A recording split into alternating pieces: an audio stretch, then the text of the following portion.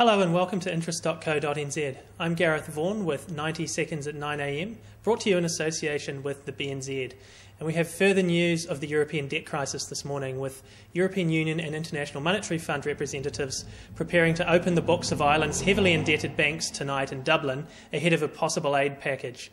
Finance ministers from the 16 Eurozone countries said this assessment will decide whether Ireland can fix its crippled banking system on its own or whether it needs a €750 billion rescue package.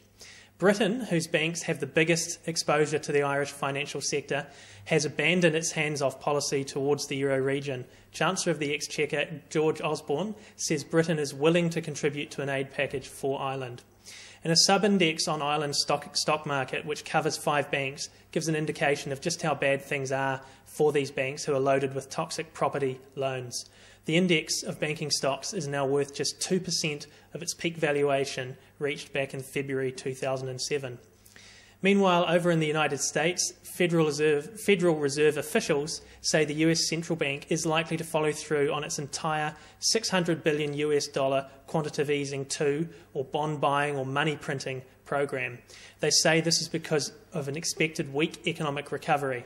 And although the so-called QE2, announced earlier in the month, has come under fire both overseas and within the US from people who say the Fed is devaluing the US dollar at the expense of trading partners and sowing the seeds of inflation, Fed officials say QE2 should reduce the US unemployment rate by 0.5 percentage point, adding 700,000 jobs by 2012. And elsewhere in the US, car maker General Motors, which was bailed out with $50 billion of taxpayers' money in late 2008 and early 2009, is now hoping to raise up to $22.7 billion in a float on the share market. This could be the biggest IPO ever in the United States and reduce the government ownership from 61% down to 33%.